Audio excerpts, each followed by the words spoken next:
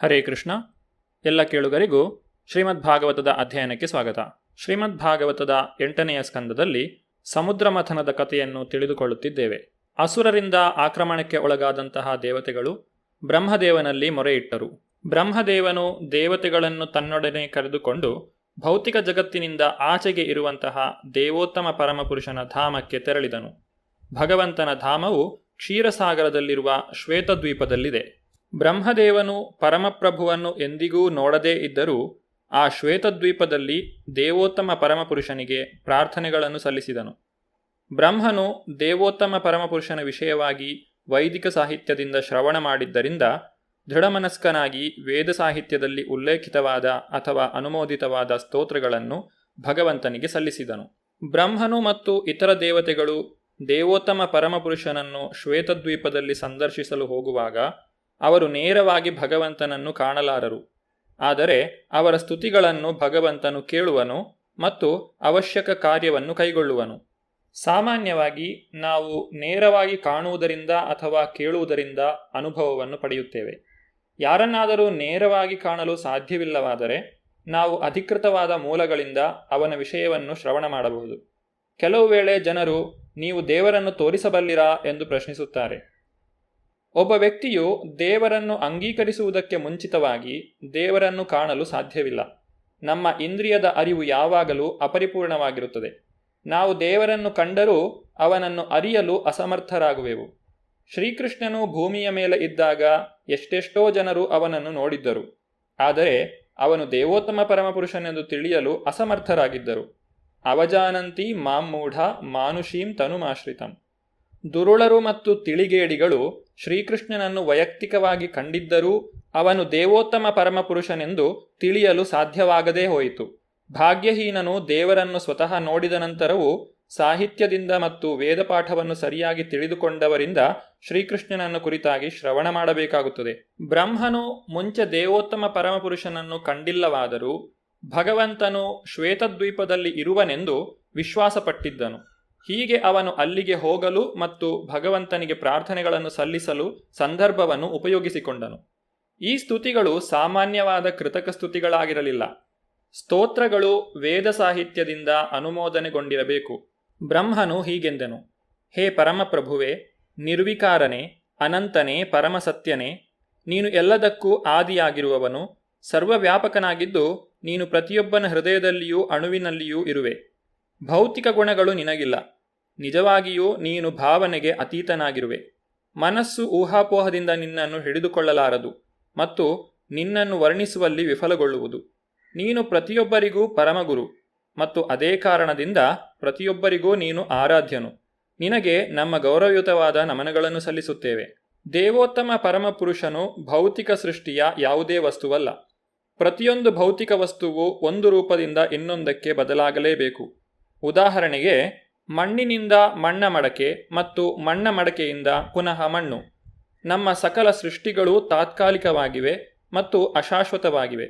ದೇವೋತ್ತಮ ಪರಮಪುರುಷನು ಹೇಗಿದ್ದರೂ ಶಾಶ್ವತನು.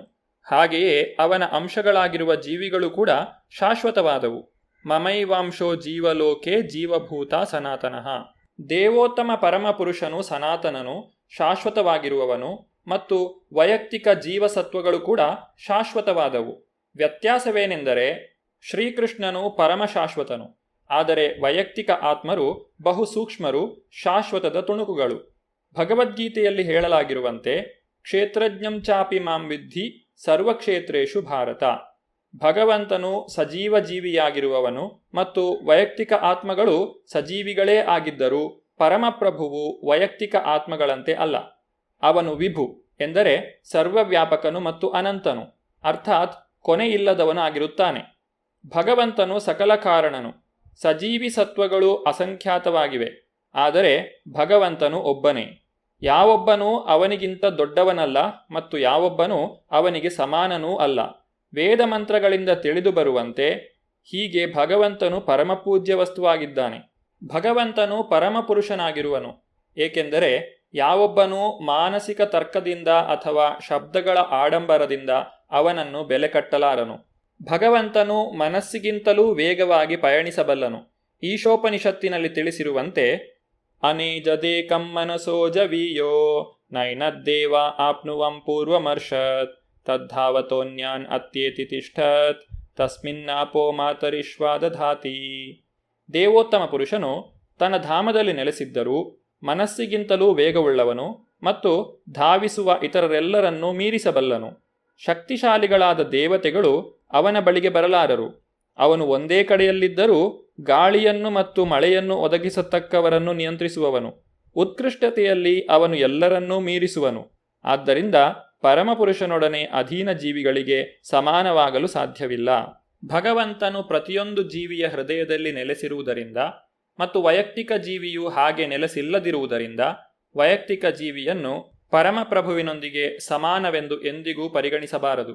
ಭಗವದ್ಗೀತೆಯಲ್ಲಿ ಶ್ರೀಕೃಷ್ಣನು ಈ ರೀತಿಯಾಗಿ ಹೇಳಿದ್ದಾನೆ: ಸರ್ವಸ್ಯ ಚಾಹಂ ಹೃದಯ ಸನ್ನಿವಿಷ್ಟಃ. ನಾನು ಪ್ರತಿಯೊಬ್ಬನ ಹೃದಯದಲ್ಲೂ ನೆಲೆಸಿರುತ್ತೇನೆ. ಪ್ರತಿಯೊಬ್ಬನೂ ಭಗವಂತನಿಗೆ ಸಮಾನನೆಂದು ಈ ಮಾತಿನ ಅರ್ಥವಲ್ಲ. ಶ್ರುತಿ ಮಂತ್ರಗಳಲ್ಲಿಯೂ ಹೀಗೆ ಹೇಳಲಾಗಿದೆ: ಹೃದಯ ಹಯಂ ಆತ್ಮ ಪ್ರತಿಷ್ಠಿತಃ. ಶ್ರೀಮದ್ ಭಾಗವತದ ಪ್ರಾರಂಭದಲ್ಲಿ ಸತ್ಯಂ ಪರಂ ಧೀಮಹಿ ಎಂದು ಹೇಳಿದೆ. ವೇದ ಮಂತ್ರಗಳು ಈ ರೀತಿಯಾಗಿ ಹೇಳುತ್ತವೆ: ಸತ್ಯಂ ಜ್ಞಾನಮನಂತಂ ಮತ್ತು ನಿಷ್ಕಲಂ ನಿಷ್ಕ್ರಿಯಂ ಶಾಂತಂ ನಿರವದ್ಯಂ.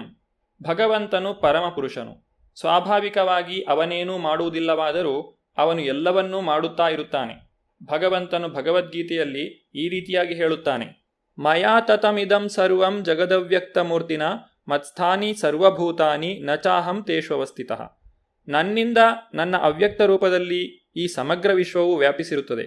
ಎಲ್ಲ ಜೀವಿಗಳು ನನ್ನಲ್ಲಿ ನೆಲೆಗೊಂಡಿವೆ, ಆದರೆ ನಾನು ಅವುಗಳಲ್ಲಿ ಇಲ್ಲ. ಮಯಾಧ್ಯಕ್ಷೇಣ ಪ್ರಕೃತಿ ಸೂಯತೆ ಸಾ ಚರಾಚರಂ ಹೇತುನಾನೇನ ಕೌಂತೆಯ ಜಗದ್ವಿಪರಿವರ್ತತೆ. ಹೇ ಕುಂತಿಪುತ್ರನೇ, ನನ್ನ ದಿಗ್ದರ್ಶನದಲ್ಲಿ ಕಾರ್ಯ ಮಾಡುತ್ತಿರುವ ಈ ಭೌತಿಕ ಪ್ರಕೃತಿಯು ಎಲ್ಲ ಚರಾಚರ ಜೀವಿಗಳನ್ನು ಉತ್ಪಾದಿಸುತ್ತಿದೆ. ಅದರ ನಿಯಮದಿಂದ ಈ ಅಭಿವ್ಯಕ್ತವು ಪುನಃ ಪುನಃ ಸೃಷ್ಟಿಯಾಗುತ್ತದೆ ಮತ್ತು ನಾಶವಾಗುತ್ತದೆ.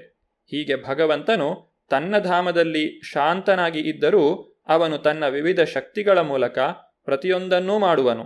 ಪರಾಸ್ಯ ಶಕ್ತಿರ್ ವಿವಿಧೈವ ಶ್ರೂಯತೆ.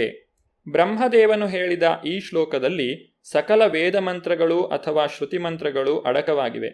ಏಕೆಂದರೆ ಬ್ರಹ್ಮನು ಮತ್ತು ಬ್ರಹ್ಮ ಸಂಪ್ರದಾಯದ ಅವನ ಅನುಯಾಯಿಗಳು ದೇವೋತ್ತಮ ಪರಮಪುರುಷನನ್ನು ಪರಂಪರಾ ಪದ್ಧತಿಯ ಮೂಲಕ ತಿಳಿದುಕೊಂಡಿರುತ್ತಾರೆ.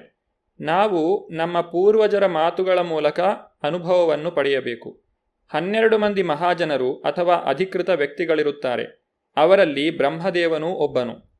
ಸ್ವಯಂಭೂ ನಾರದ ಶಂಭೂ ಕುಮಾರ ಕಪಿಲೋ ಮನುಃ ಪ್ರಹ್ಲಾದೋ ಜನಕೋ ಭೀಷ್ಮೋ ಬಲಿರ್ವೈಯಾಸಕಿ ವಯಂ. ನಾವು ಬ್ರಹ್ಮನ ಶಿಷ್ಯ ಪರಂಪರೆಗೆ ಸಂಬಂಧಿಸಿದವರು. ಆದುದರಿಂದ ನಾವು ಬ್ರಹ್ಮ ಸಂಪ್ರದಾಯದವರೆಂದು ತಿಳಿಯಲ್ಪಟ್ಟಿದ್ದೇವೆ.